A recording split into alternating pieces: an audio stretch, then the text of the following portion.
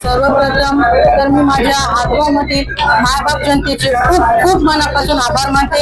खरं तरी माझी पहिली निवडणूक होती आणि त्यांनी एवढा भरघोस मतांनी माझा विजय केला. मी त्यांचे खूप खूप शतशः आभारी आहे. त्यानंतर मी खऱ्या अर्थाने माझे केदारनाथ, त्यानंतर माझे सासू सासरे आणि माझ्या आई बाबाची काहीतरी पुण्याई मानते आणि त्यांच्या पुण्याईने आणि त्यांच्या आशीर्वादानेच मी आज तुमच्या समोर उभी आहे.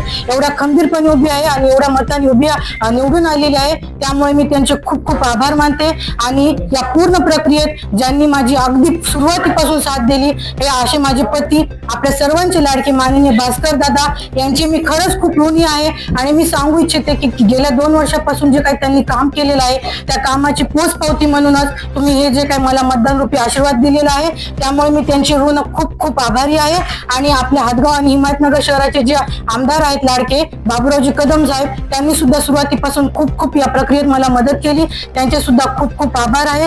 आणि या मी हातगाव जनतेतील या निमित्ताने लोकांना सांगू इच्छिते की जो काही तुम्ही माझ्यावर विश्वास दाखवलेला आहे तो माननीय वानखेडे साहेबांच्या नेतृत्वाखाली आणि माननीय कोळीकर साहेबांच्या नेतृत्वाखाली हातगाव शहराला एक विकसनशील हातगाव करण्याचा माझा नेहमीच प्रयत्न राहील. आणि तुम्ही जो माझ्यावर विश्वास दाखवलेला आहे त्याला मी कधीच तडीपार जाऊ देणार नाही. एवढंच बोलते आणि खूप खूप खूप सर्वांचे मनापासून आभार मानते. जय हिंद, जय महाराष्ट्र.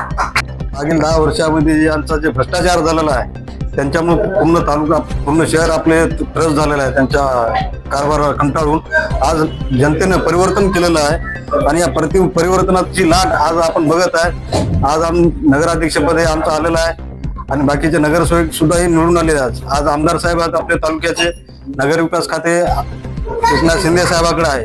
आणि मायबाप जनतेचे मनापासून खूप खूप आभार. आणि आम्ही त्यांच्या विश्वासाला कधी तडा जाऊ देणार नाही आणि हातगावचा विकास करून आम्ही तुम्हाला दाखवू.